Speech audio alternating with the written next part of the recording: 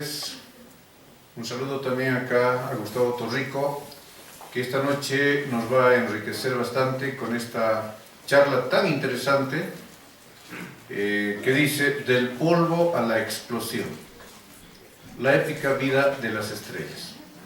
Entonces, chicos, voy a pedirles un fuerte aplauso para Gustavo, por favor.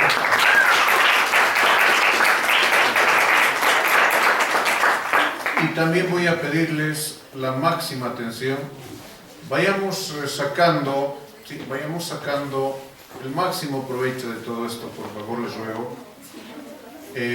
Reitero la palabra, nos enriqueceremos. Ya, nos enriqueceremos, seremos hambrientos de conocimientos respecto a nuestra área. Ya, que nos dé mucha hambre de conocimientos en este aspecto.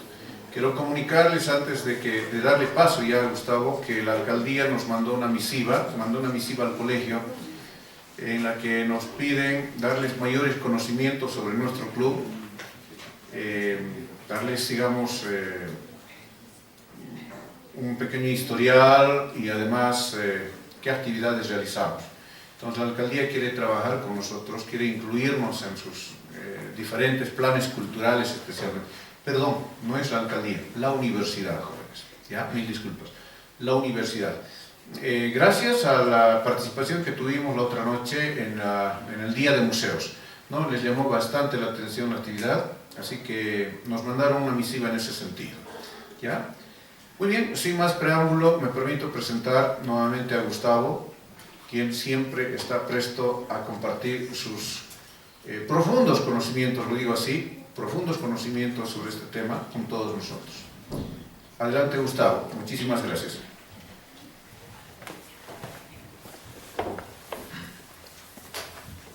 Muy buenas tardes a todos, espero que se encuentren muy bien. En principio, saludar al profesor Parvado, de verdad, muchísimas gracias por esta oportunidad que me está dando de compartir este tema frente a todo el Club de Astronomía. Y también agradecer su presencia, chicos, de verdad es muy valiosa para mí y más que todo para nuestro aprendizaje, ¿no? Para aprender acerca de nuevas cosas relacionadas a la astronomía.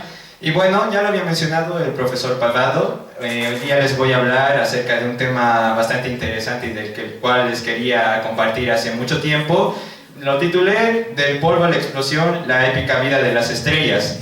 Épica porque básicamente las estrellas son cuerpos celestes que tienen una vida bastante interesante en el sentido de que parecido a un ser vivo, primero nacen, luego evolucionan a través del tiempo, tienen su combustible, ¿no? Y finalmente llegan a un punto en el que mueren de diferentes maneras que vamos a detallar en esta conferencia. Y pues justo les quería comentar acerca de la asombrosa vida de las estrellas y para no hacer más relleno en este aspecto, pues ya vamos a iniciar con este tema dividido en algunos puntos esenciales. Así que primero que nada vamos a la introducción de esta presentación del polvo a la explosión, la épica vida de las estrellas. Iniciemos.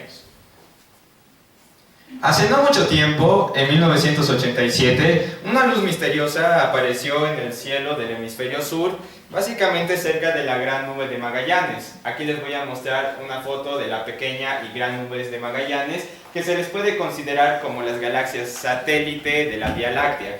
Ahí básicamente es donde se dio esa luz nueva en el cielo. Y esta luz nueva fue muy interesante, fue muy intensa, muy brillante, tanto así que llamó muchísimo la atención de varios astrónomos alrededor del mundo. Era una luz tan poderosa que se podía ver a simple vista, incluso en las mismas ciudades.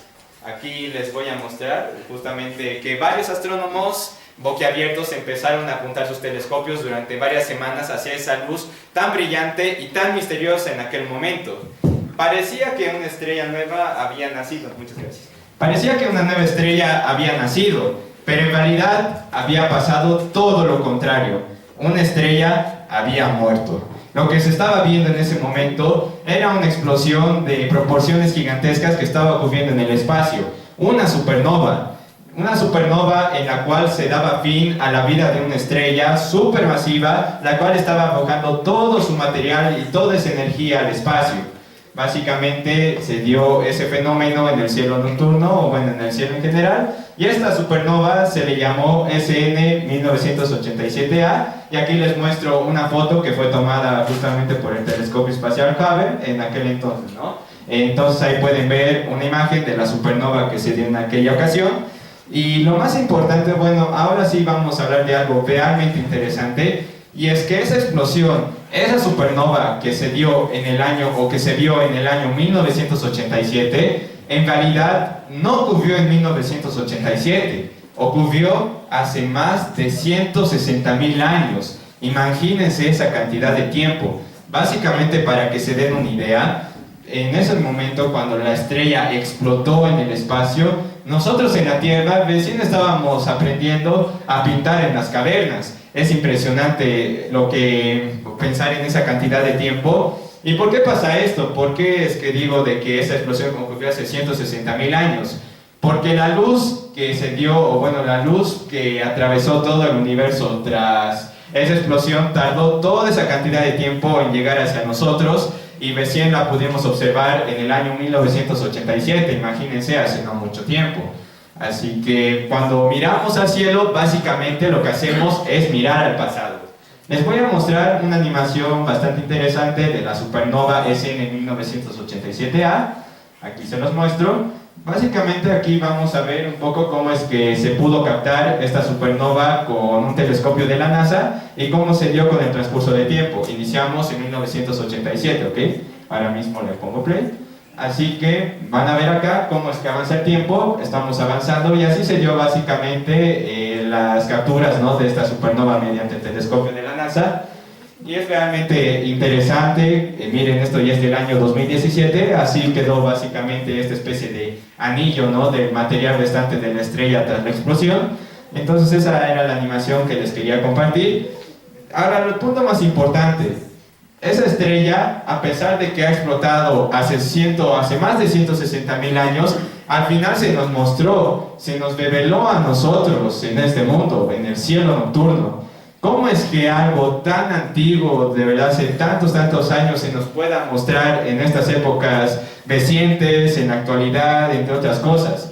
El día de hoy vamos a hablar de estos cuerpos celestes fascinantes, vamos a hablar del ciclo de vida de las estrellas, de todos sus secretos, y también de cómo es que estas estrellas forman parte de nuestra propia esencia.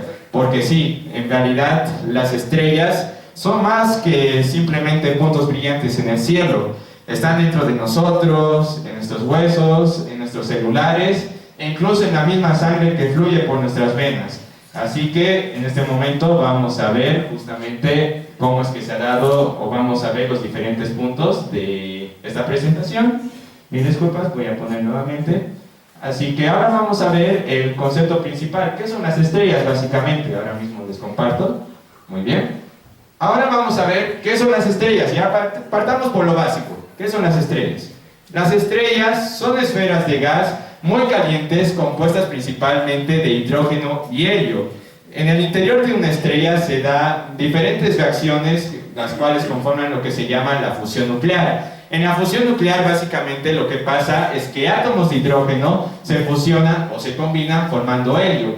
Y ese helio además hace que se genere energía, ¿ya? Esa energía se transmite en forma de luz y calor desde el interior hacia el exterior de la estrella. Y luego todo ese calor y esa luminosidad sale despedida de la estrella al espacio. Justamente es por ese motivo que nos llega ese calor, por ejemplo, desde el Sol hasta la Tierra. Esta energía, como les dije, viaja desde el interior de la estrella, y básicamente las estrellas son como nosotros, como los seres vivos, en el sentido de que se puede decir que nacen, evolucionan y luego mueren. Vamos a detallar eso en el subtítulo del ciclo de vida de las estrellas.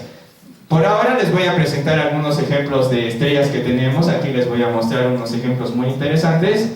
Tenemos primero el cúmulo estelar de las Pléyades, también conocido por su nombre científico como M45, que se encuentra o se ubica en la constelación de Tauro en el cielo.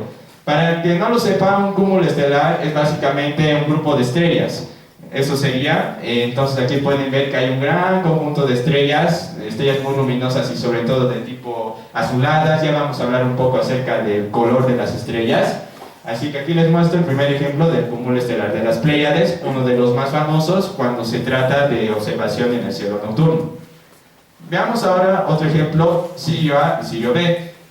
Aquí en la imagen podemos ver el sistema doble Sirio A y Sirio B que podemos ubicar en la constelación del Can Mayor. Para que se pregunte quién es A y quién es B, pues Sirio A es esa estrella de acá, es la más grande de todas y de hecho se la considera 8 veces más masiva que el Sol, o sea es una estrella gigante de tipo azulada o blanca, mientras que acá tenemos a Sirio B. Sirio B es todo lo contrario a lo que habíamos dicho de Sirio A, ya que Sirio B es una estrella muy pequeña del tipo enana blanca y pues tiene un tamaño muy pequeño a diferencia del Sol, por ejemplo. Lo interesante es que estas dos estrellas forman lo que se le llama un sistema binario o sistema doble, en el cual básicamente hay estas dos estrellas que giran alrededor de ellas mismas y pues es un fenómeno muy interesante que podemos detallar, ¿no?, en este sistema doble. Ahora vamos a ver el último ejemplo que tengo acá, es de la formación estelar de la Gran Nube de Magallanes. Ya les había hablado un poco acerca de esta Gran Nube de Magallanes en el primer punto, en la cual les he dicho de que se le puede considerar como una galaxia satélite, una galaxia pequeña que se encuentra muy cerca de la Vía Láctea, o sea, nuestra galaxia. Aquí pueden ver de que también hay un gran conjunto de estrellas. Hay una inmensidad de estrellas, literalmente nuestra galaxia ya de por sí, si mal no estoy, 4.000 millones de estrellas, o sea, es una cantidad realmente absurda. Imagínense en todo el universo, o sea, es indescriptible, no sabríamos decir si son infinitas. Así que ahí les puedo mostrar mínimamente unos ejemplitos que tengo de estas estrellas. Después de haber tocado este punto básico de qué son las estrellas, ahora vamos a pasar al siguiente punto, que es justamente acerca de los colores, tamaños y temperaturas de las estrellas. En esta parte vamos a aprender a cómo clasificar estas estrellas de acuerdo a distintos factores: la temperatura, el color, la luminosidad, etcétera, etcétera. Y pues entonces vamos a iniciar con un poco de historia, ¿ok? Anteriormente, cuando se veía el cielo nocturno, a las estrellas usualmente se las clasificaba de acuerdo sencillamente a su color. Si ustedes están ahí viendo en el cielo nocturno donde no hay mucha contaminación lumínica a las estrellas, podrán notar que no todas son iguales. Algunas son más luminosas, quizás algunas se notan un poco más grandes, ¿no?, mientras que otras son más difusas. Algunas tienen coloraciones azuladas, blancas, o incluso tenemos estrellas de tipo naranjas o rojas. Pues básicamente en el inicio simplemente se hacía la clasificación de las estrellas por color, nada más. Es decir, teníamos las estrellas blancas, las estrellas amarillas y las estrellas rojas. Eso sería todo. Sin embargo, a medida que pasó el tiempo, se consideró que sería una mejor clasificación de las estrellas si se tomara en cuenta la temperatura superficial de las mismas. Es de esta manera que vamos a ingresar a esta parte de acá, el sistema de Harvard.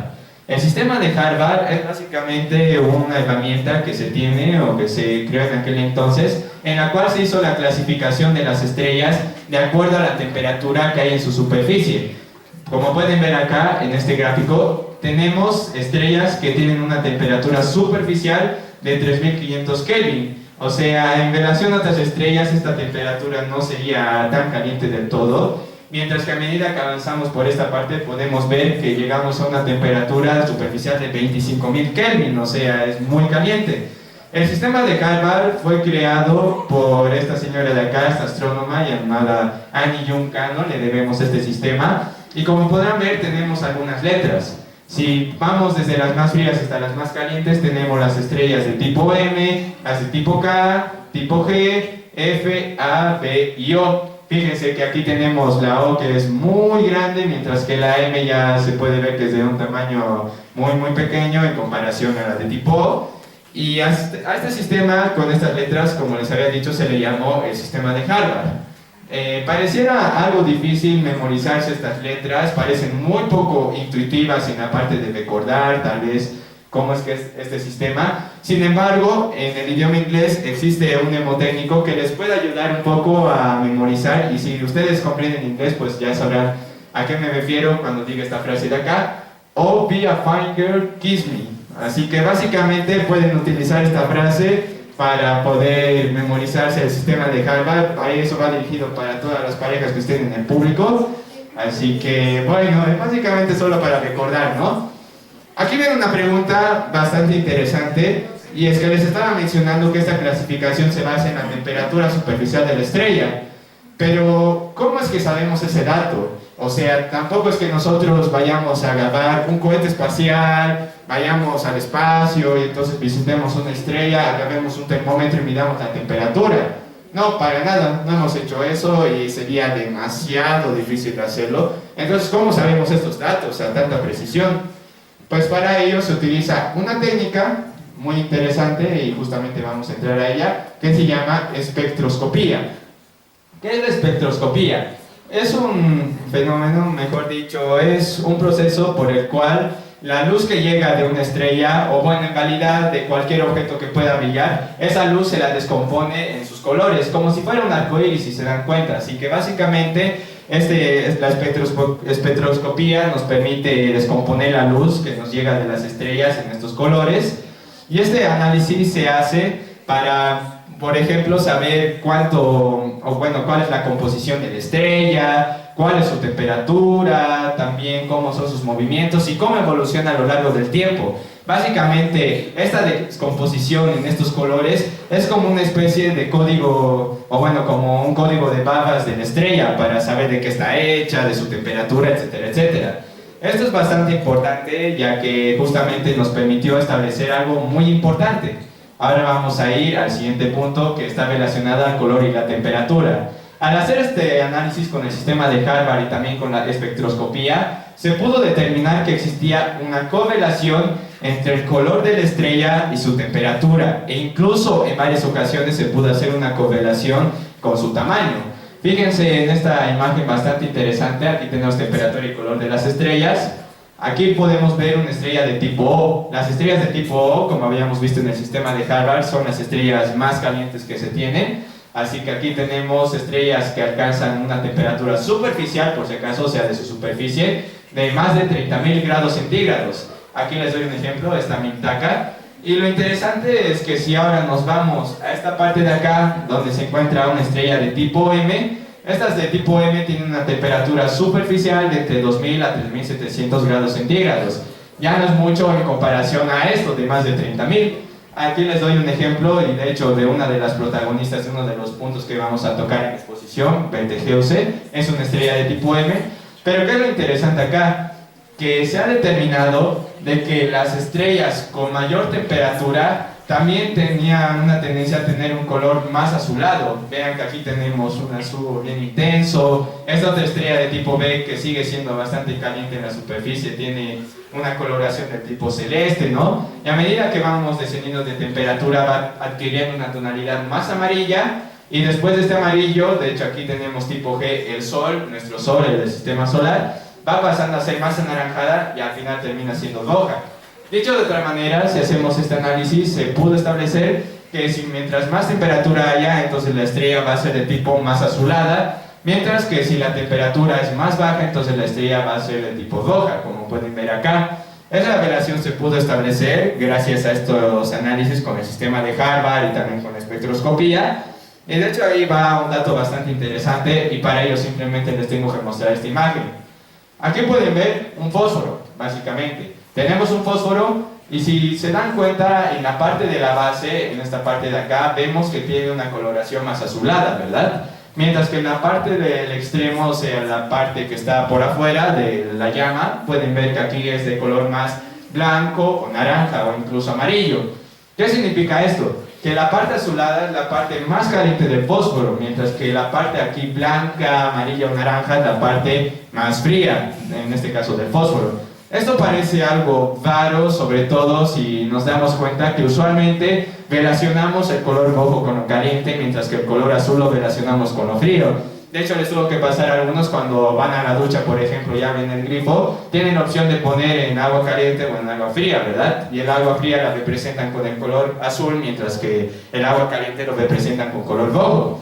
Pues debería ser al revés en todo caso, ¿no? Esto debería ser el azul más caliente, y entonces el rojo o el amarillo debería ser más frío.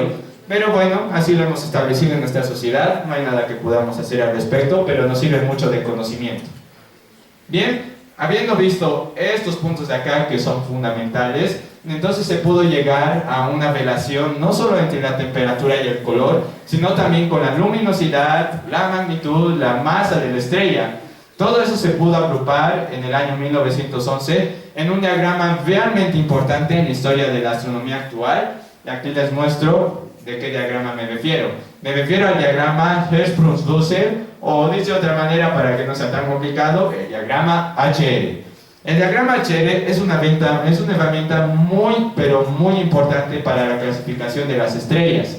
Fue inventado, como les dije, en el año 1911 por estos dos señores de acá, estos dos astrónomos. Tenemos primero al danés Egnard Hertzsprung y también tenemos al estadounidense Henry Norris Russell.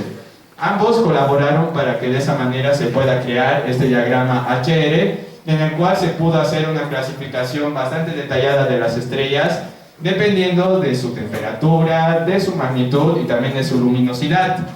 Parece algo difícil de interpretar, sobre todo con tantos números, palabras, también aquí las estrellas distribuidas parecieran de manera aleatoria, porque aquí hay estrellas más grandes y acá de tipo mediano.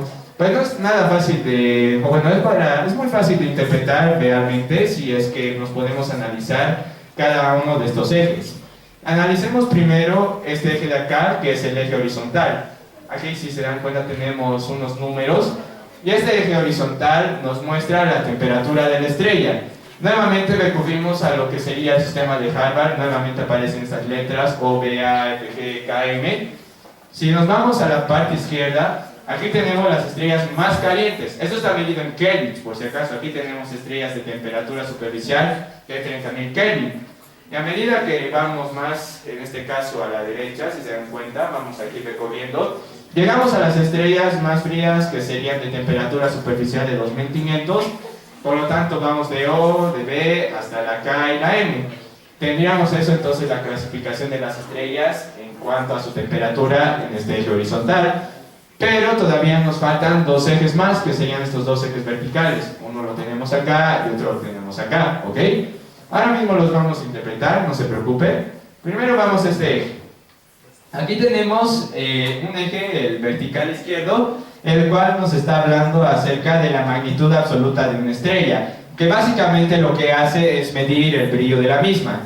Esto de seguro lo pudieron ver si es que alguna vez intentan ver el cielo nocturno y utilizan alguna aplicación para ver si alguna estrella va a estar en el cielo a tal hora, quizás a las 7 o a las 8. Pues a veces les da el dato de que esa estrella se podrá ver en el cielo nocturno con una magnitud de -3. Les estoy dando un ejemplo así aleatorio. ¿Qué significa que sea de -3? Cuando el valor de la magnitud es negativo, aquí pueden ver que tenemos valores negativos de -10, de -5, aquí tendremos de -3, -2, -1, etc. Eso significa que la estrella es muy brillante, es decir, se puede ver fácilmente o se puede detectar de una manera más sencilla en el cielo nocturno, por ejemplo.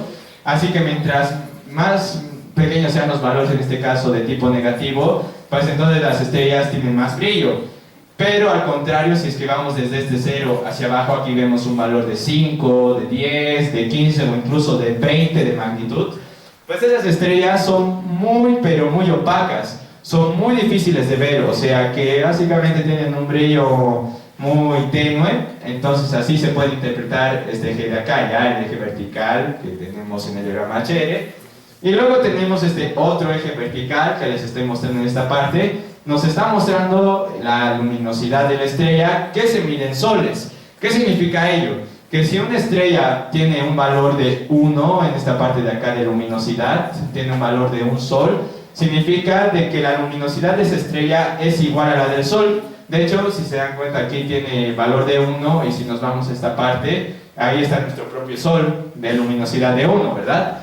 Si el valor es más grande, como por ejemplo aquí luminosidad de 100 soles o de 10.000 soles, entonces eso significa que la estrella tiene una luminosidad mayor a la del sol, y contrario, en esta parte de abajo de 0.01, así 0.0001 de soles, eso significa que la luminosidad de esta estrella de acá es muy baja, o sea, es menor a la del sol. Esa sería la interpretación básica del diagrama HR. No es tan difícil de entender, simplemente hay que darle un pequeño análisis.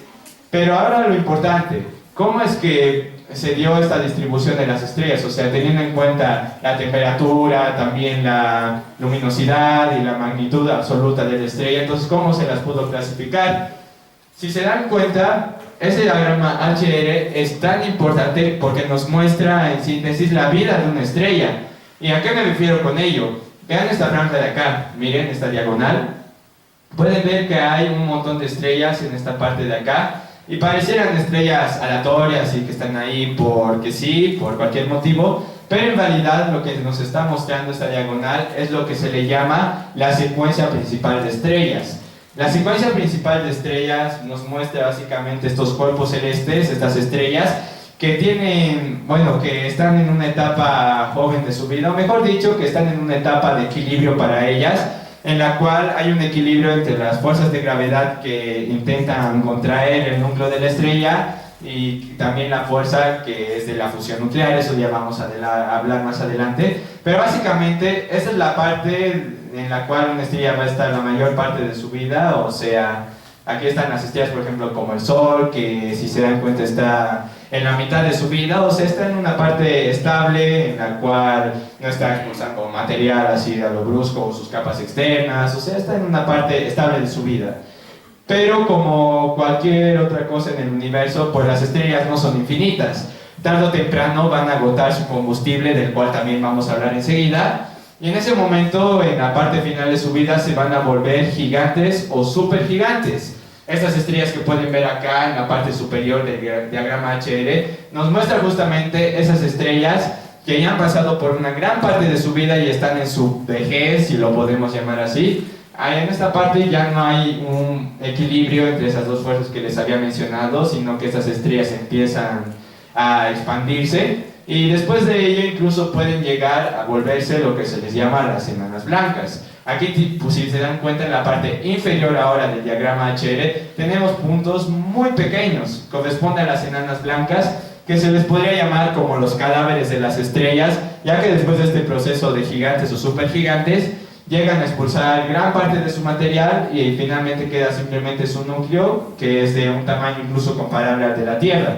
Aquí tenemos las estrellas, justamente las estrellas en su última fase de vida, que serían las enanas blancas. Así que, dicho de otra manera, el diagrama HR es realmente importante porque nos muestra la vida de una estrella, la mayor parte de su vida, luego la parte de su vejez y finalmente la parte de su muerte. Les voy a mostrar algunos ejemplos de esta secuencia principal, de gigantes y también enanas blancas. Veamos de la secuencia principal. Aquí tenemos, por ejemplo, al Sol, el Sol clásico, el que tenemos en el sistema solar, ¿no? El que vemos día a día cuando madrugamos o cuando amanece, ¿no? El Sol, ahí lo tenemos, está en la secuencia principal, que de hecho es una estrella de tipo G, eso es importante, una estrella de tipo G. Luego tenemos otros ejemplos como Alpha Centauri, que se ubica en la constelación de Centauro en el cielo. Aquí podemos ver Alpha Centauri, de hecho es una de las estrellas más cercanas al sistema solar, o bueno, a la Tierra sin incluir al Sol, que de hecho también forman lo que se le conoce como el sistema binario, algo parecido a Sirio A y a Sirio B. Ahí les muestro una imagen de cómo es esta Alpha Centauri, que es esa estrella de acá. Ahora vamos a ir a ejemplos de gigantes y supergigantes, ¿ok? Veamos estas estrellas. Tenemos a Betelgeuse, que se ubica en la constelación de Orión. Betelgeuse, nuevamente les voy a recalcar de que va a ser una protagonista en uno de los puntos de esta exposición, así que no me adelantaré a más detalles, simplemente les muestro la imagen de Betelgeuse. Luego tenemos otras estrellas, como por ejemplo Antares. Antares se ubica en la constelación de Escorpio y como pueden ver tiene una estructura, una forma similar a la de, bueno, les había dicho, de Betelgeuse. Ahí les muestro la imagen, bastante peculiar, ¿no? Estas partes que se puede ver en una estrella. Ahora vamos a ver otro ejemplo de estas estrellas gigantes o supergigantes, pero ya no del tipo naranjas o rojas, sino del tipo azuladas. Tenemos a la estrella A Crux, que se encuentra en una de las constelaciones más importantes de este hemisferio en el que nos encontramos, el sur, porque justamente se ubica en la constelación del Cruz del Sur. Ahí podemos ver la estrella A Crux de tipo azulada, tipo blanca, más o menos celeste, pero también se le considera una estrella gigante o supergigante. Y finalmente veamos algunos ejemplos de estas estrellas enanas. De hecho, solo les voy a mostrar en esta ocasión que se trata de Sirio B. Ya les había hablado, aquí está la estrella pequeñita que se ubica en la constelación del K Mayor. No redundaré más en este punto. Esa sería más o menos la interpretación de este diagrama HR, que fue de vital importancia para comprender mejor la clasificación de las estrellas y también su relación de temperatura, color, luminosidad y magnitud. Dicho eso, vamos a pasar al siguiente punto, que se refiere a la fusión nuclear que se da en las estrellas. Les voy a mostrar dos imágenes principales, dos imágenes que describen qué es lo que pasa en el interior de una estrella. Porque uno se pregunta cómo es que la estrella tiene esa composición, ¿no? ¿Cómo es que nos manda calor y luz, por ejemplo, a la Tierra, a nuestro Sol? Lo que pasa es que primero nos tenemos que adentrar al núcleo, o sea, a la parte interior de la estrella. En el interior de la estrella se da un fenómeno químico conocido como la fusión nuclear. Les voy a mostrar más a profundidad, o bueno, para que sea mejor esta imagen. La fusión nuclear se da de la siguiente manera. La estrella está compuesta principalmente de hidrógeno cuando se encuentra en la secuencia principal. Este hidrógeno tiene un protón, ¿ya? El hidrógeno es el primer elemento, si revisan de la tabla periódica, el elemento más ligero, el más simple. Sin embargo, dentro de la estrella, el hidrógeno tiene isótopos, ¿ya? O sea, básicamente el hidrógeno tiene estas dos variaciones del mismo átomo que se les llama deuterio y tritio. Para que entienda un poco mejor, esto va más a la parte de química, ¿no? A la parte de justamente el análisis de los elementos químicos. Los isótopos son átomos de un mismo elemento que tienen distinta cantidad de neutrones. Saben que en el núcleo de un átomo se encuentran los protones y se encuentran los neutrones. Protones de carga positiva y neutrones de carga neutra. Así que el hidrógeno por sí solo tiene un protón y nada más. Pero los isótopos del hidrógeno lo que hacen es añadir un neutrón al núcleo. Miren que el deuterio, por ejemplo, es básicamente hidrógeno, pero que en vez de simplemente tener un protón y ya, además tiene un neutrón en su núcleo. El tritio muy parecido, es básicamente agarrar el deuterio y añadirle un neutrón más. Listo, ahí tenemos el tritio. Estos isótopos del hidrógeno lo que hacen es combinarse. En el interior de la estrella hay presiones y temperaturas realmente extremas, altas, tan altas que llegan a unir estos átomos y hacer que haya una reacción química en esa parte, ¿ya? Eso se le conoce como la fusión nuclear. ¿Y qué da como resultado la fusión nuclear? Primero se libera helio. El helio, si revisan, es el segundo elemento de la tabla periódica, el que tiene justamente estos dos protones y estos dos neutrones. Se libera helio, pero lo que pasa es que la masa del helio es ligeramente menor a la suma de las masas de deuterio y de tritio, que se están combinando en ese momento, se están fusionando. Entonces, ¿qué pasa con esa cantidad sobrante de masa? Pues entonces se expresa en forma de energía. Se libera una gran cantidad de energía y esto se establece gracias a una de las ecuaciones más importantes de toda la ciencia en general, que fue establecida por el científico Albert Einstein, que es la clásica fórmula muy famosa de E es igual a mc al cuadrado, o para que se entienda mejor, energía es igual a la masa multiplicado por la velocidad de la luz al cuadrado. Básicamente entonces se liberaría el helio, se libera un neutrón también de esta reacción química, pero lo más importante, se libera energía. Mucha, pero mucha energía que va del núcleo hasta el exterior de la estrella, y toda esa energía sale irradiada al resto del espacio. Por eso a nosotros nos llega toda esa luminosidad o todo el calor del Sol hacia la Tierra. Esa sería la parte de fusión nuclear. Ya hemos analizado el interior de la estrella. Ahora vamos a analizar lo que se llama equilibrio hidrostático. Lo que pasa en una estrella es lo siguiente. Ya hemos hablado de la fusión nuclear. Aquí voy a mostrarles una imagen de cómo es esto del equilibrio hidrostático. Una estrella se mantiene en equilibrio debido a la lucha entre dos fuerzas principales. Por un lado tenemos la fuerza de gravedad. La gravedad lo que hace es empujar la estrella hacia el interior. Básicamente intenta contraer la estrella hacia el núcleo. Sin embargo, no lo logra en ese momento debido a que además existe la fuerza de la fusión nuclear. O sea, esa fuerza que se genera debido a la presión de la fusión nuclear, que en vez de empujar hacia el núcleo, empuja hacia las capas externas de la estrella, o sea, básicamente empuja hacia afuera. Y este equilibrio se da porque justamente hay un choque entre esta fuerza de la fusión nuclear y la fuerza de gravedad. Así que en ese momento, cuando la estrella tiene la suficiente cantidad de combustible, de hidrógeno para quemar, formar helio, también liberar energía, se da este equilibrio y por lo tanto la estrella está estable. Esto justamente está pasando en el Sol en este momento y pasará dentro de 4.500 millones de años. Sin embargo, en una parte de su vida, en una parte de la vida de las estrellas, y lamentablemente en este ciclo natural del universo, al final el combustible que hay acá de hidrógeno que les había mencionado se va a acabar. Ese combustible no es infinito y cuando se acabe ese combustible, entonces lo que va a pasar es que la gravedad va a ganar esa batalla y ahí se podría dar la muerte de la estrella. Es un tema muy curioso y justamente ya vamos a hablar del ciclo de vida de las estrellas.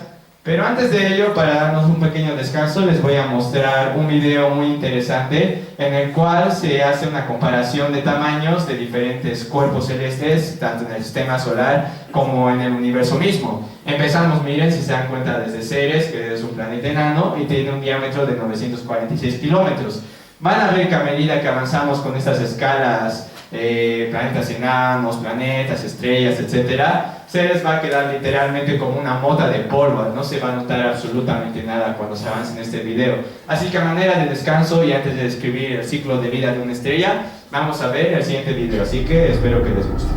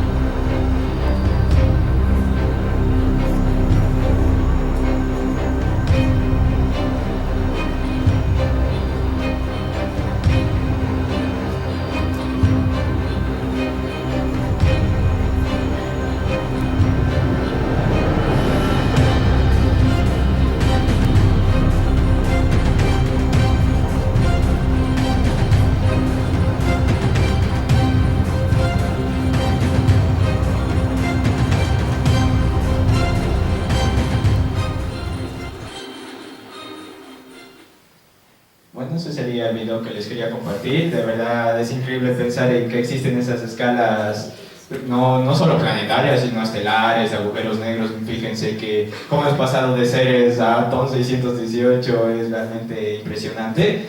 Pero bueno, después de este descanso con este video, ahora vamos a pasar al punto principal, yo diría, de esta charla, que justamente les estaba hablando desde el inicio de la misma, y es hablarles del ciclo de vida de las estrellas. Este es el gráfico principal que vamos a utilizar durante todo este punto, así que ahora mismo haré el acercamiento.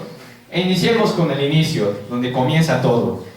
Todo inicia en una nebulosa, una nube de gas y polvo, la cual se encuentra en el espacio y que en un inicio parece silenciosa, que parece así callada, sin nada más que hacer, ¿no?, en el espacio. Sin embargo, algo empieza a pasar que de repente la nebulosa empieza a contraerse y que empieza a colapsar. Y con ese colapso entonces se empieza a dar las primeras reacciones de fusión nuclear. Puede ser simplemente el colapso entre dos estrellas, también el efecto de una estrella cercana ahí también a la nebulosa, o simplemente la acción de la gravedad hace que esta nebulosa empiece a generar calor y por lo tanto empiece a formar una nueva estrella. Básicamente se está dando el nacimiento de una estrella y vamos a ver ahora mismo los caminos que puede tomar en esa parte de su vida. Pero primero les voy a mostrar una imagen de una de las nebulosas más conocidas en este campo de la astronomía. Y aquí les muestro la impresionante imagen de los pilares de la creación. Fíjense esta nebulosa. En esta parte de acá se da el nacimiento de muchísimas millones de estrellas, las cuales justamente se originan a partir de todo este material que hay en los pilares de la creación. Parece una especie de mano, al menos a mí se me hace una especie de mano, también algunos pilares, justamente de ahí viene el nombre, ¿no? Es una imagen muy interesante y realmente impactante que de verdad existe en el universo, lo hemos captado, bueno, la NASA lo pudo captar, aquí pueden ver por el telescopio espacial Hubble.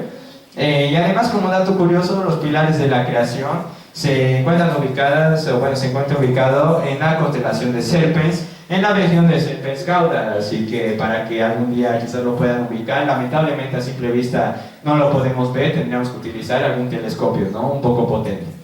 Pero ya viendo esa parte del inicio de las estrellas a partir de una nebulosa, entonces se pueden dar unos 3 caminos, en síntesis, ¿ya? No voy a detallar mucho este camino de acá, si se dan cuenta, primero se ve esta parte de acá, un punto medio café, que justamente se le llama las enanas marrones. Estas enanas marrones son estrellas que en realidad no son estrellas porque no llegaron a hacer el proceso de la fusión nuclear en su interior. Es decir, estas estrellas de acá son como estrellas fallidas que no están generando ningún tipo de energía mediante la combustión de hidrógeno para formar helio. Entonces, esta parte no la vamos a detallar, de hecho, si se dan cuenta, más allá de este enana marrón no hay mucho, o sea, ahí se va a quedar. De hecho, como otro dato muy curioso y que está relacionado a nuestro sistema solar, Júpiter saben que es el planeta más grande de todo el sistema solar, pero se tiene la hipótesis de que Júpiter pudo llegar a ser en algún momento la segunda estrella del sistema solar. Parece algo imposible de pensar, pero si se dan cuenta tiene características similares a las de las enanas marrones, debido a que a pesar de que es un cuerpo muy masivo y además tiene elementos muy parecidos a los de una estrella como el hidrógeno, pues lamentablemente en Júpiter no se dan esas reacciones o esa fusión nuclear en su interior que haría que liberar energía por sí mismo. Se quedó ahí, así que Júpiter sigue siendo nomás un planeta, pero en cualquier momento, y eso sería bueno que lo graben en su cabeza, pudo ser la segunda estrella del sistema solar. Bueno, vamos a saltarnos esta parte de la vida de una estrella. Nos vamos a enfocar en estas dos posibilidades. Que sean estrellas pequeñas las que nacen en ese momento, estrellas pequeñas con una masa comparable a la de nuestro Sol, o también estrellas masivas, o sea, con una masa muchísimo superior a la del Sol. Analicemos primero el camino de una estrella pequeña, ¿ya? Una estrella que tiene una masa comparable a la del Sol. Aquí podemos ver que después de ello va a estar en la secuencia principal. En la secuencia principal va a estar quemando hidrógeno en su interior, lo habíamos descrito en la fusión nuclear. Esta fusión de hidrógeno formará helio y por lo tanto va a formar energía y se va a dar el equilibrio hidrostático. Como esta estrella no tiene mucha masa y está en un equilibrio así considerable, pues entonces esta estrella va a estar con ese combustible de hidrógeno durante miles de millones, incluso billones de años. Es una estrella muy estable, tranquila, que va a estar viviendo por muchísimos años, pero tarde o temprano ese combustible que tiene en su interior se va a acabar. ¿Qué pasa cuando el hidrógeno se acaba? ¿Qué pasa cuando ya no se va a dar esta reacción de hidrógeno con hidrógeno para formar helio? Entonces se va a dar la etapa de la vejez, entre comillas, de esta estrella. Y bueno, ahora mismo les voy a explicar qué pasa en ese momento.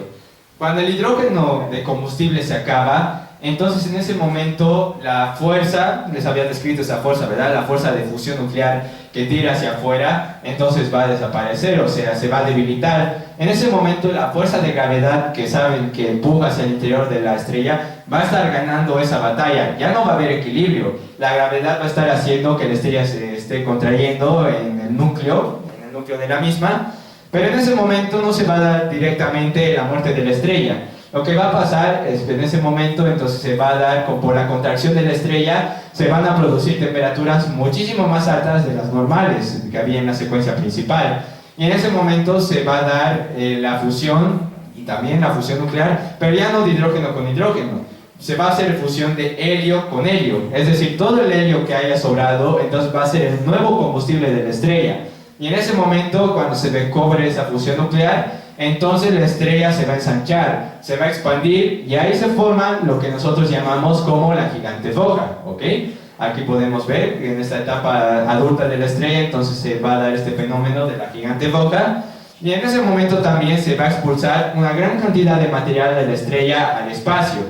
Ahí la estrella va a estar estable por al menos 1 billón de años más aproximadamente. Es decir, ahora la estrella, en vez de estar fusionando hidrógeno con hidrógeno, va a estar fusionando helio con helio, formando átomos más pesados.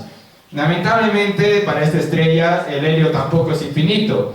Y cuando el helio se acabe, entonces nuevamente la gravedad va a hacer que la estrella se contraiga, ¿ok? Va a ir a su interior, la estrella se va a achicar. Y en ese momento la estrella se verá obligada a fusionar átomos mucho más pesados que el helio. Tampoco tan pesados, para que se den una idea, en ese momento la estrella va a tener de combustible elementos un poco más pesados como el carbono y el oxígeno. Pueden ubicarlos en la tabla periódica. Pueden ver que el carbono es el elemento número 6, mientras que el hidrógeno es el número 8. ¿Ok? En ese momento, nuevamente, como se va a recobrar esa fusión nuclear con esos elementos más pesados, la estrella se va a volver a ensanchar y nuevamente va a pasar a gigante roja. Y se va a liberar más material al espacio, más material proveniente de la estrella. En este caso, para el combustible de carbono y oxígeno, este combustible es incluso mucho más efímero en el sentido de que se va a acabar en tan solo algunos millones de años, quizás decenas o miles, como máximo, más o menos. Y cuando se acabe este combustible, ya no va a quedar absolutamente nada. Bueno, básicamente se va a acabar el carbono y el oxígeno. Y en ese momento la gravedad nuevamente va a empujar a la estrella, bueno, la va a contraer, y la estrella va a liberar casi todo su material, o sea, todas sus capas externas, su última capa externa, y se va a contraer en un punto y va a quedar simplemente el núcleo de la estrella, a la cual se le conoce como la enana blanca, ¿ok? Todo ese material expulsado al espacio va a conformar lo que llamamos la nebulosa planetaria. Esa nebulosa va a ser nuevamente una nube de gas y polvo con, bueno, varios materiales restantes de la estrella en su etapa adulta, y se va a dar nuevamente el ciclo. A partir de una nebulosa, entonces se va a crear una nueva estrella, ¿no? Pero ¿qué pasa con la estrella que había expulsado todo ese material? Les dije de que quedará simplemente su núcleo, va a quedar una enana blanca, y se dará definitivamente la muerte de la estrella. Esta enana blanca de acá tiene un tamaño comparable al de nuestro propio planeta. Para que se den una idea, nuestro planeta tiene un diámetro de 12.756 kilómetros, mientras que una estrella como el Sol, por ejemplo, el Sol tiene un diámetro de aproximadamente 1.400.000 kilómetros. O sea, es increíble, ¿no?, esa comparación de tamaños. Sin embargo, esta estrella es muy densa. ¿En qué sentido? De que si nosotros pudiéramos ir a una estrella, a una enana blanca, y pudiéramos agarrar una cucharilla de la misma, simplemente una cucharilla, un pequeño pedacito de la estrella, ese pequeño pedacito pesaría nada más y nada menos que 15 toneladas. Es un peso realmente increíble, ¿no?, el de 15 toneladas para hacer un pedazo de una estrella enana blanca. Y ya con el paso del tiempo, entonces esta enana blanca va a perder todo el combustible que tiene. Ya en realidad ya no estaría fusionando más elementos pesados ahí, simplemente se va a mantener por millones de años más hasta convertirse en una enana negra, que sí será definitivamente el remanente de una estrella que había nacido hace muchísimos años, ¿no? De hecho, eso lo vamos a describir más adelante en la vida del Sol, de nuestro sistema solar. Pero sería básicamente eso, así terminaría la vida de estas estrellas con una masa parecida a la del Sol. Para que se dé este final de una estrella como enana blanca, entonces la estrella puede tener hasta 1,4 veces la masa del Sol, y a eso se le conoce como el límite de Chandrasekhar. Es un nombre muy raro, pero este límite define básicamente si se va a volver una enana blanca o si se va a dar el otro final, que no es tan tranquilo como simplemente expulsar el material y quedarse ahí por millones de años. No, este final va a ser mucho más épico en este caso, y también dará lugar a fenómenos muy exóticos del espacio, pero en eso sería la vida de esta estrella. Vamos a otro camino, ¿ya? Pero antes de ello les quiero mostrar algunos ejemplos de nebulosas que se forman a partir de los remanentes de una estrella gigante roja que luego se vuelve enana blanca. Les muestra acá la nebulosa de la hélice, también conocida por su nombre científico, catálogo científico, como NGC 7293, un nombre bastante raro, la verdad, pero bueno, ese sería el catálogo, ¿no?, que se le da en la parte científica. De esta forma es bastante interesante ver esta nebulosa de la hélice, que de hecho, si les puedo compartir un pequeño dato, se encuentra en la constelación de Acuario, aunque también no se puede ver a simple vista, es lo malo. Vamos a ver otra nebulosa muy interesante, es la nebulosa del anillo, también conocida como M57. Ya ven por qué se le llama anillo, tiene esta forma medio ovalada, ¿no?, también con una estructura o colores muy similares a la anterior nebulosa de la hélice. Y si quieren saber en qué parte del firmamento se la puede ubicar, pues esta nebulosa de acá se ubica en la constelación de Lira, ¿ok? Lo malo es que nuevamente no se puede ver a simple vista, pero es un dato bastante interesante que hay que tener en cuenta al hacer observación, ¿no?, en el cielo nocturno. Este sería el primer final de la estrella, sin incluir este, ¿no? Este sería el primer final, un final tranquilo, se puede decir, pero ahora vamos a un final para nada tranquilo. Vamos con las estrellas masivas, que tienen una masa muy superior a la del Sol. Primero también pasa por la secuencia principal. Ya les había dicho que aquellas estrellas así masivas y también con una temperatura superficial más alta tienen una coloración en general más azulada. Aquí pueden ver de tipo celeste, a diferencia de estas de acá. Va también a estar en la secuencia principal. Sin embargo, al tener una mayor temperatura y al tener que estar quemando más combustible en su interior, pues entonces este proceso se va a dar de una manera más rápida, y la vida de esta estrella de la secuencia principal entonces va a ser mucho más corta que la de una estrella que es de un tamaño, o bueno, de una masa similar a la del Sol. Para que se den una idea de que les había dicho que la vida de una estrella en la secuencia principal es de 1000 millones o incluso billones de años, para la estrella masiva podría estar en la secuencia principal simplemente unas decenas de millones de años, o como máximo cientos de millones. Ahí nuevamente se va a dar la etapa de la vejez de esta estrella, y va a pasar algo parecido al primer caso. Se va a dar el momento en el cual el combustible de hidrógeno se va a acabar. Cuando se acabe este combustible de hidrógeno, entonces solamente va a quedar helio. En ese momento la gravedad va a hacer que la estrella se contraiga, pero la estrella en ese momento va a empezar a fusionar helio, como su nueva fusión nuclear, ¿verdad? Ahí nuevamente la estrella se ensancha, o bueno, se hace más grande, y se forma una gigante roja, pero mejor dicho, una super gigante roja, una estrella incluso muchísimo más grande que esta de acá que habíamos visto. Se va a formar una super gigante roja que también va a liberar material al espacio. Nuevamente se va a dar ese proceso de la fusión nuclear de helio con helio por algunos millones de años más. Sin embargo, aquí viene algo bastante interesante, y es que como esta estrella es masiva y además en su interior las temperaturas son extremadamente altas, de unas proporciones colosales, entonces lo que va a pasar es que la estrella va a empezar a quemar helio, y cuando se le acabe el helio va a tener que fusionar átomos más pesados, pero incluso más pesados que el carbono y el oxígeno. Vean que aquí está carbono y oxígeno, pero también la estrella podrá quemar o podrá fusionar átomos de neón. Imagínense, el neón es el elemento número 10 de la tabla periódica, un átomo mucho más pesado que el hidrógeno, por ejemplo. Va a quemar en este caso helio, carbón, neón, oxígeno, silicio, también va a quemar silicio. Y esto, obviamente, mientras más descendemos en esta escala, entonces más rápido se va a quemar el combustible, debido a que pues va a haber menos cantidad. Y finalmente se va a llegar a un núcleo de un elemento muy estable, y que en este caso va a dar un punto final en la estrella. Estamos hablando del hierro. El hierro es el elemento número 26 de la tabla periódica, y una de sus características principales es que es muy pero muy estable.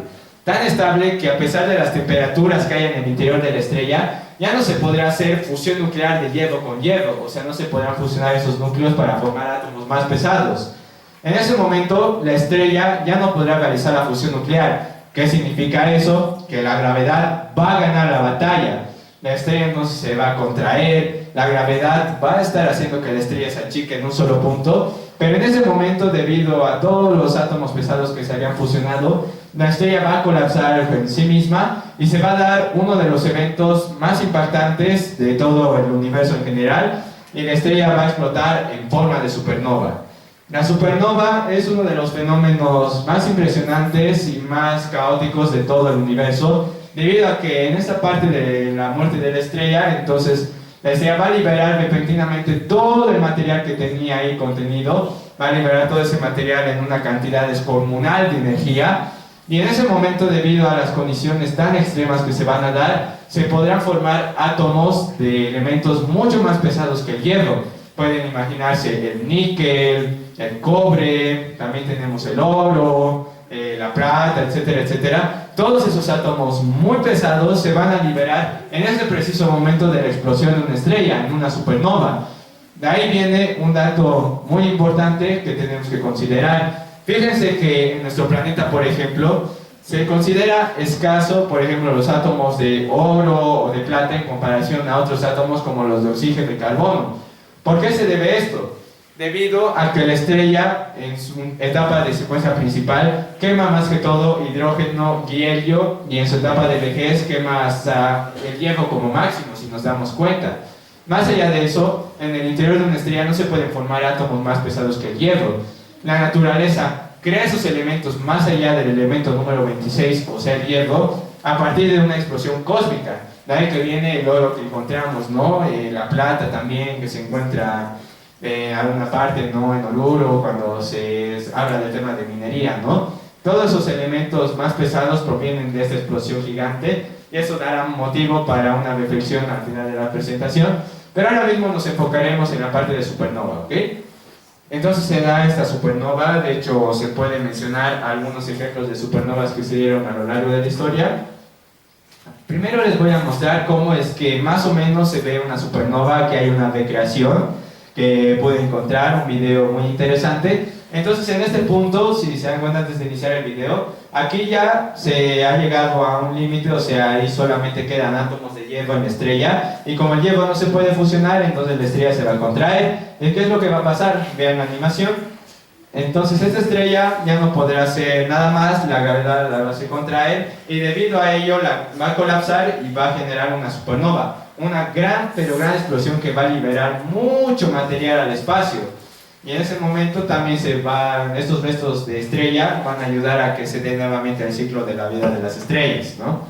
Pero si se dan cuenta, ha quedado algo, más allá de esa explosión, ha quedado un punto, ha quedado algo de esa estrella. Así que ahora mismo vamos a analizar nuevamente algunas posibilidades de qué va a pasar con la estrella tras la explosión de supernova.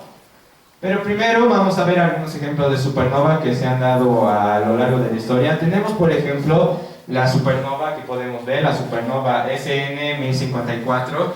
Ahí dice 1054 debido a que sucedió justamente en ese año, imagínense, hace muchísimos años. Lo pudieron ver nuestras generaciones antiguas, varias civilizaciones de aquel entonces pudieron ver esa nebulosa del Cangrejo en el cielo nocturno, en una noche oscura. Pero obviamente en el año 1054 no había casi un desarrollo de lo que sería la parte científica, no se sabía de dónde venía, más que todo se daba lugar a especulaciones de qué había pasado. Saben que en 1054 sería la Edad Media, ¿no? Y fue una etapa muy difícil para la ciencia. Así que simplemente queda como algo curioso que se ha dado, una supernova muy interesante. Luego tenemos otros ejemplos como la supernova SN 1006. Justamente se dio en el año 2006, en la fecha 30 de abril. Es bastante interesante esta supernova debido a que se considera como la supernova más brillante registrada en toda la historia de la humanidad. Así que la generación que pudo vivir en este año pudo presenciar durante mucho tiempo esta nebulosa en el cielo nocturno, y de una gran luminosidad, ¿no? Vamos a otro ejemplo de supernova. Tenemos también la supernova SN 1572, la cual se caracteriza porque fue una supernova vista por un astrónomo, un científico muy importante en la historia de astronomía, Tycho Brahe. Aquí pueden ver un poco cómo es la estructura de la supernova, de una forma bastante interesante, ¿no? Debido a los colores, ¿no? A todo el material que ha quedado de esa estrella. Y por último les voy a mostrar otra supernova, también vista por otro científico en el año 1604. Aquí tenemos a la supernova SN 1604, la cual fue vista e incluso estudiada por un astrónomo muy famoso, algunos lo deben ubicar, el astrónomo Johannes Kepler, que algunos lo conocen porque ha formulado justamente las leyes de Kepler e hizo un gran aporte a la parte científica. Entonces ahí les puedo mostrar la imagen de esta supernova. Y ya viendo eso, ahora, ¿qué es lo que va a pasar después de esa supernova? Se liberó todo el material, sí, pero entonces, ¿qué va a pasar con el remanente de esa estrella? Puede haber dos opciones de estos finales bastante explosivos, en estos finales muy épicos. El primer final es que si la estrella original tenía entre 10 a 40 veces la masa del Sol, entonces se va a formar tras la explosión una estrella de neutrones. Una estrella de neutrones, aquí la pueden ver, es parecida a una estrella cualquiera, solo que de un tamaño más pequeño, como habíamos visto por ejemplo con las enanas blancas. Pero aquí viene una comparación bien, pero bien ridícula, porque si pensaban que esas 15 toneladas de una cucharilla de material de la enana blanca era muy pesado, entonces ¿qué pasaría si agarráramos una cucharilla, o sea, un pequeño pedacito de esa estrella de neutrones? Pesaría nada más ni nada menos que 14 millones de toneladas. Ya es realmente absurdo pensar en ello, en esta estrella de neutrones. Se lo considera uno de los objetos, o bueno, cuerpos celestes más densos de todo el universo, pero hay algo que lo supera. Se puede dar el caso en el que si la estrella tenía más de 40 veces la masa del Sol, tras la explosión de supernova se va a generar uno de los cuerpos o uno de los eventos más exóticos y más fascinantes, incluso diría más terroríficos del universo, que se trata del agujero negro. Aquí les voy a mostrar una pequeña animación del agujero negro, para no hacerlo tan extenso este punto, porque literalmente los agujeros negros son tan, pero tan interesantes que merecen su propia conferencia, literalmente solo de ellos. Les voy a decir en sus resumidas cuentas que es un punto en el espacio que es muy, muy, muy pequeño, pero que tiene una masa descomunal, tanto así de que su densidad es nada más y nada menos que infinita. Y como esta densidad es infinita, entonces lo que pasa es que el agujero negro llega a deformar el espacio-tiempo, haciendo de esa manera que nada, ni siquiera la luz puede escapar de la atracción que ejerce este agujero negro en todo cuerpo que esté cerca de él. Aquí pueden ver en la animación, si se han dado cuenta, que hay una especie de disco, ¿no? Eso no es propiamente del agujero negro, porque si no fuera por este disco de acá o toda esta parte naranja, no podríamos ver nada del agujero negro a simple vista, o simplemente con un telescopio ordinario, ¿no? Lo que pasa es que cuando una estrella pasa cerca de este agujero negro, entonces este agujero negro empieza a atraer esa estrella y empieza a absorber todo el material, de esa manera generando esta especie de disco, ¿no? Ahí se puede detectar por eso algunos agujeros negros, y justamente vamos a hablar de ello. Les voy a mostrar unas imágenes bien interesantes que corresponden a una hazaña que hace poco tiempo relativamente se podría considerar imposible. Fotografías de estos agujeros negros por parte de los astrónomos.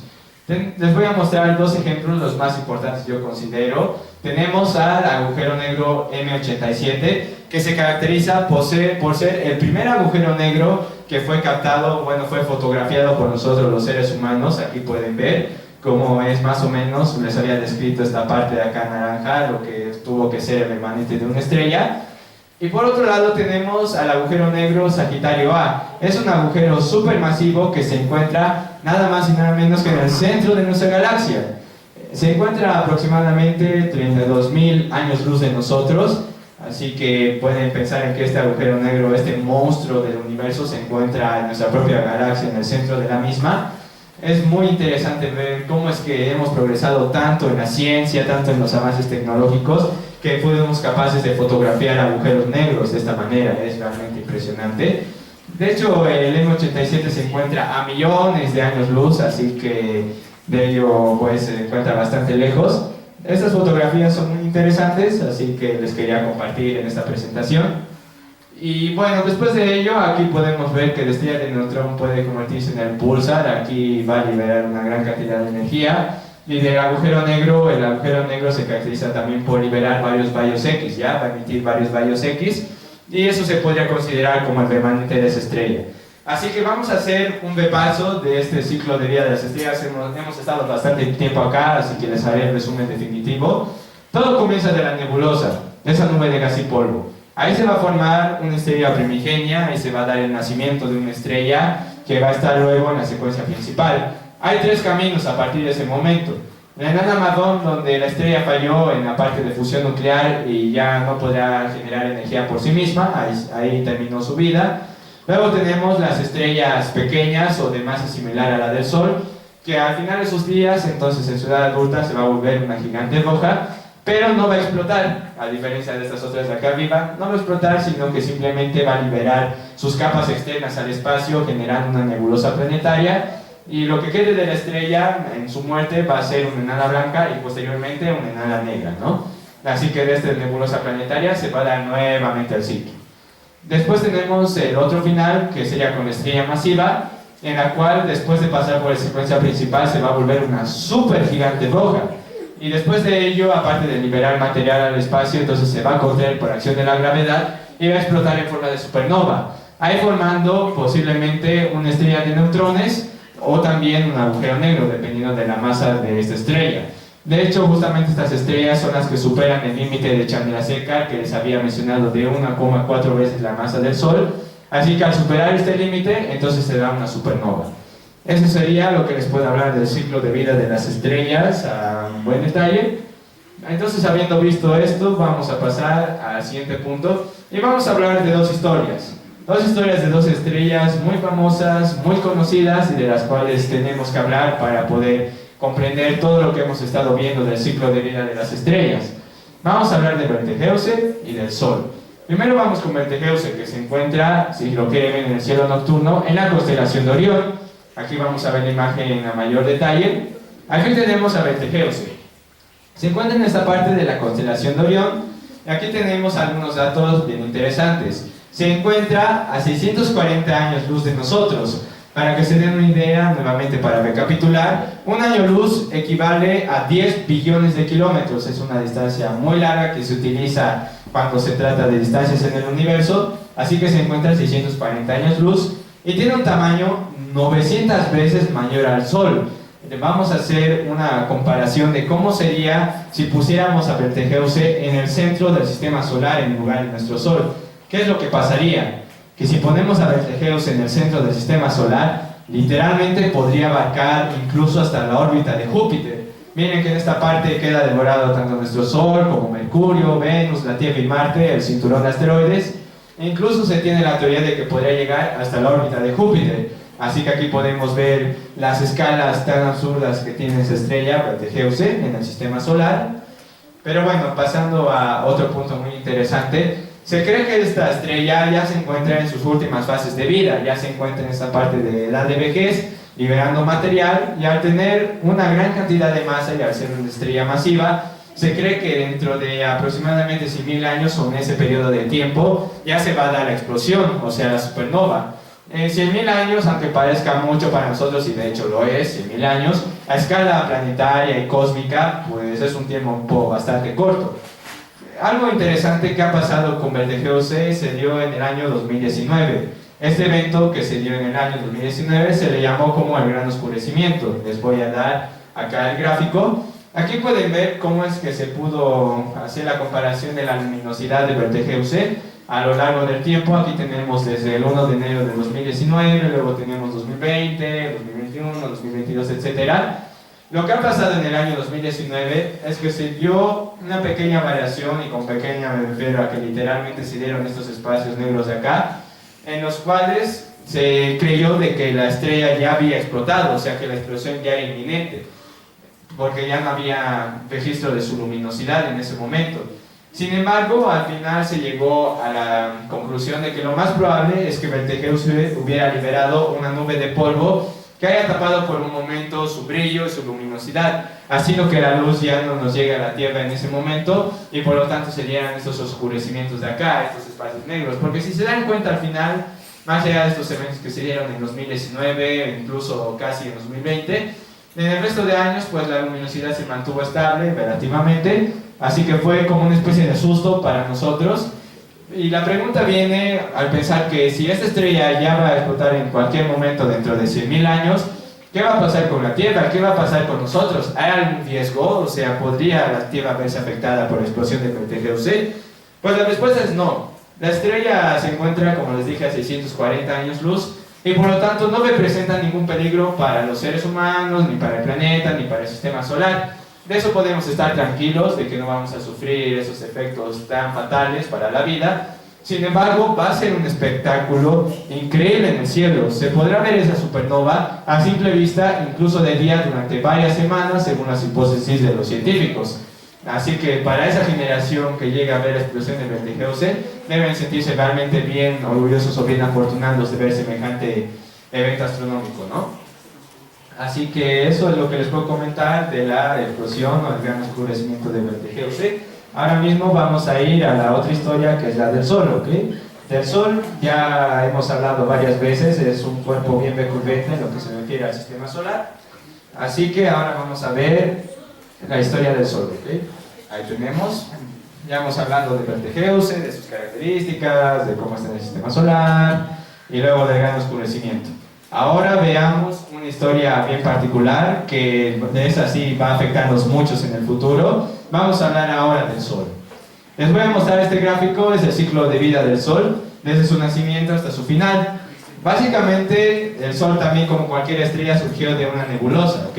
Surgió de una nebulosa y entonces fue pasando gran parte de su vida en la secuencia principal. Aquí pueden ver que dice 1, 2, 3, 4, pero en realidad se está refiriendo a 1.000 millones de años, 2.000 millones de años aproximadamente. Y en este momento, en la actualidad, en este año 2025, nos encontramos en esta parte de la vida del Sol. Nos encontramos acá, miren que aún falta una gran cantidad de años para en la secuencia principal del Sol. Pero a ver, nos vamos a adelantar, quedan todavía 5.000 millones de años para que el Sol esté en su secuencia principal. Y si se dan cuenta, a medida que pase ese tiempo, entonces se va a dar un calentamiento gradual de nuestro Sol. Ahí el hidrógeno se va a acabar y la estrella se va a expandir. Se va a formar una gigante roja. Según lo que se ha hecho los cálculos o las hipótesis de los científicos, de los astrónomos, se cree que esta gigante roja que se va a formar en la etapa de la vejez del Sol va a ser tan grande que va a llegar a las órbitas de Mercurio y Venus. Y va a afectar de gran medida a la Tierra. Aún no se sabe si podría llegar incluso a devorar el planeta Tierra. De hecho, hay otra hipótesis que nos dice de que pareciera que la Tierra ahí en ese momento sería engullida por el Sol, pero la otra hipótesis que se tiene es que el Sol en ese momento, por la fuerza de gravedad que ejerce, va a empujar a la Tierra más allá de lo que nos encontramos en este momento. Pareciera que ahí nos podríamos salvar, pero lamentablemente ya a partir de este momento en el que se dé el proceso de gigante roja, pues entonces va a ser tanto el calor que la Tierra va a perder esas condiciones climáticas necesarias para la vida, todo lo que necesitamos para subsistir, y se puede decir que ahí terminaría todo lo que se refiere a la vida en la Tierra, ¿no? Se va a dar esta etapa de gigante roja, van a pasar otros miles de millones de años, y en ese momento el Sol va a liberar todo el material, sus capas externas al espacio, formando una nebulosa, y va a quedar simplemente la enana blanca, que va a pasar el resto de sus años intentando mantenerse, ¿no? Ahí, ya no pudiendo quemar combustible, finalmente terminando como enana negra, como el cadáver de lo que alguna vez fue el Sol. Es un final bastante deprimente si nos lo ponemos a pensar, que inevitablemente va a pasar en el sistema solar el fin de nuestro Sol y por lo tanto el fin de la Tierra, en el sentido de que la vida ya no podrá ser posible. Sin embargo, hay que comprender que este es el ciclo natural del universo. También, si se dan cuenta, cuando se forma esta nebulosa, entonces va a surgir una nueva estrella. Lo que parece ser el fin, en realidad es un nuevo comienzo para otra estrella. Así que parece algo realmente filosófico lo que estoy hablándoles ahora. Así que, en síntesis, esa sería más o menos la vida del Sol, ¿no? De cómo nos va a afectar dentro de millones de años. Así que no se preocupen que nosotros no vamos a morir engullidos, de verdad falta miles de millones de años, así que podemos estar tranquilos por ahora. De lo que no debemos estar tranquilos es de los asteroides, eso hay que controlar bien. Así que, ya habiendo visto esas dos historias de Betelgeuse y el Sol, vamos a pasar al punto final de esta presentación, que lo voy a tomar más que todo como una especie de reflexión tras haber visto todo este contenido. Así que vamos allá. Hemos visto varios puntos de las estrellas, hemos hablado de su ciclo de vida, también de su tamaño, de sus temperaturas, colores, también en qué consiste la fusión nuclear. Hemos visto más que todo contenido científico, contenido exacto, ¿verdad? Contenido que enriquece a esta ciencia tan hermosa llamada astronomía. Sin embargo, hay que ponernos a pensar en algo. Les voy a hablar de una frase bastante interesante que fue dicha por un astrónomo muy reconocido, muy importante, Carl Sagan, que nació en el año 1934 y que lamentablemente falleció en el año 1996. Pero este gran científico nos dijo alguna vez la siguiente frase: el nitrógeno en nuestro ADN, el calcio en nuestros dientes, el hierro en nuestra sangre, el carbono en nuestras tartas de manzana, fue hecho en el interior de estrellas que colapsaron. Estamos hechos de material estelar. Es algo bastante reflexivo y ahora mismo quiero que empecemos a reflexionar un poco y nos detengamos acá. Se ha hablado más que todo de contenido científico, datos exactos, precisos, de diferentes estrellas, el diagrama Ched, etc. Pero ahora nos pondremos a pensar en lo siguiente. Tú y yo somos polvo de estrellas. Todos nosotros estamos hechos de material cósmico perteneciente a estas estrellas. Pónganse a pensar que en un momento todo lo que vemos, tanto la sangre que fluye por nuestras venas, también todo lo que llegamos a ver a nuestro alrededor, lo que podemos tocar, esta mesa, estas sillas, también todos los elementos, esos átomos de elementos químicos que se encuentran en nosotros, alguna vez estaban dentro de una estrella y además fueron liberados en la explosión de una supernova. Cuando miramos al cielo, estamos viendo nuestro propio origen. ¿A qué me refiero? De que todo lo que está acá en este momento, tú y yo, todos nosotros, provino de una estrella, provino de la explosión, de la muerte de una estrella y que finalmente liberó todo ese material al espacio. Hay que pensar en que nosotros seremos parte del universo, sí, pero el universo también es parte de nosotros. Es importante comprender, y cuando veamos el cielo, no solo pensar en que sí, las estrellas son simplemente puntos y ya. No solamente es la parte científica lo que hay que tener en cuenta, sino pensar en que nosotros provenimos de ahí, provenimos de esas estrellas que en un momento nacieron, evolucionaron y finalmente murieron para dar paso a todos esos elementos que en un momento también conformaron lo que sería la vida y todo lo que nos rodea en este planeta Tierra y en todo el universo en general. Así que la próxima vez que tú estés caminando una noche tranquila y veas el cielo nocturno y veas esos puntos brillantes en el cielo, pienses que no simplemente estás viendo luz y ya, estás viendo tu propio origen. Y de esa manera es como hemos llegado al final de esta presentación. Muchas gracias.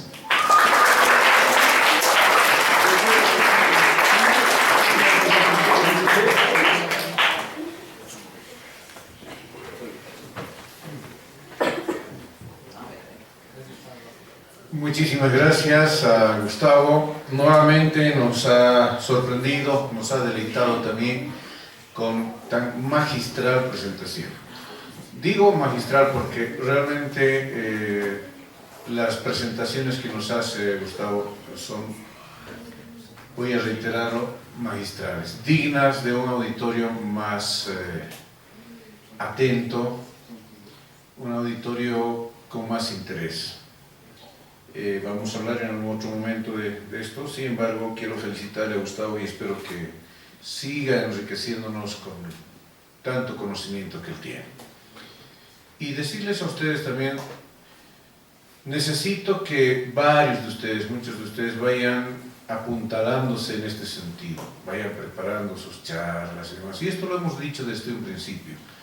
Sin embargo, no hemos visto hasta el momento, ¿no?, ese interés, digamos, de ir en este camino. Es muy bueno. Esto necesita investigación, necesita elaboración. Son presentaciones, hablando ya de la presentación como tal, es decir, del software que ha utilizado y todo aquello. Son presentaciones magistrales que requieren mucho tiempo, por supuesto, ¿no? Son presentaciones muy profesionales. Yo le felicito a Gustavo en este sentido.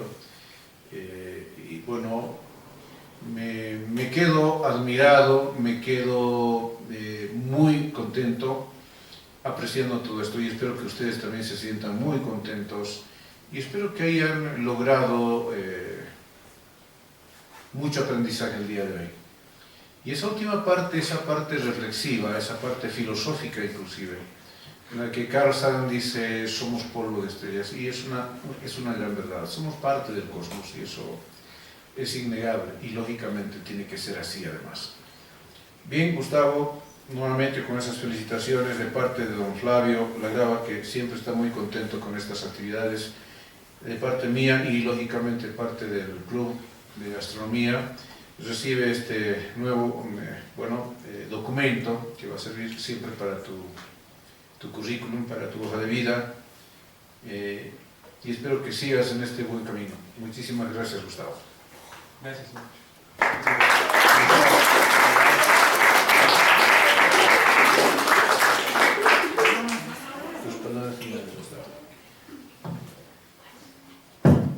Bueno, muchísimas gracias de verdad a todo el público presente. Chicos, muchísimas gracias por haber asistido a esta charla. Quería hacer un tema así interesante, justamente hablando de esos puntos que siempre vemos en el cielo, y que además al final podamos pensar un poco justamente en que no simplemente estamos viendo puntos y ya, sino que nosotros venimos de esas estrellas. Pensar en que realmente a escala cósmica somos tan insignificantes en tamaño, y aún así estamos acá, tenemos una vida y tenemos que aprovechar al máximo, tenemos que encontrar nuestro propósito a medida que vayamos creciendo, y pensar en el universo a esa escala tan grande es realmente maravilloso. Y agradecer también nuevamente al profesor Parvado, de verdad muchísimas gracias por darme esta oportunidad de darles la charla, y también muchísimas gracias por haber tenido, ¿no?, este interés para que el Club de Astronomía pueda llevar a cabo muchas más actividades. Realmente me encuentro agradecido con ustedes, chicos, por haber participado en lo de la noche de museos. Tal vez no fue con mucha anticipación, eso hay que reconocerlo, tal vez pudimos hacerlo algunas semanas antes. Sin embargo, siento de que fue una representación digna y muy muy buena de todos los conocimientos que tenemos acá en el Club de Astronomía, y que lo pudimos difundir a una comunidad más extensa, y en este caso sería la sociedad orureña, ¿no? Tenemos que sentirnos orgullosos de esos chicos, de poder transmitir conocimiento, que es algo que muy pocas personas logran hacer. También les motivo, chicos, a que si también quieren hablar de algún tema de astronomía o quieren proponer alguna actividad con el club, háganlo, no les vamos a excluir de ninguna manera, más bien siempre vamos a estar atentos a cualquier sugerencia de cualquier otra actividad. Aquí vamos a estar con el señor Parvado hablando de qué podemos hacer para seguir enriqueciendo nuestros conocimientos. Y con lo de la noche de museos se pudo dar un paso más allá de simplemente ser una comunidad que se encuentra en el colegio y nada más, sino que también transmite más de esa sabiduría, ¿no? Bueno, más de esos conocimientos científicos al resto de la sociedad. Vamos a seguir adelante, chicos, hay que seguir trabajando, y pues vamos a ver qué otras actividades podemos hacer. Ojalá que podamos tener nuestra salida al campo, justamente como recompensa, ¿no? Vamos a tener también otras actividades relacionadas a la astronomía, y vamos a poder ver a esas estrellas a mayor detalle con los telescopios que posee el club, ¿no? Y ya podremos analizar de mejor manera teniendo en cuenta estos contenidos, ¿no?, que tenemos en las conferencias. Nuevamente, para no alargarme, muchísimas gracias por haber asistido, chicos, y me alegra mucho que les haya gustado la presentación y que sobre todo les haya sido muy útil. Eso sería lo que tendría que decir. Muchas gracias. Gracias, Gustavo.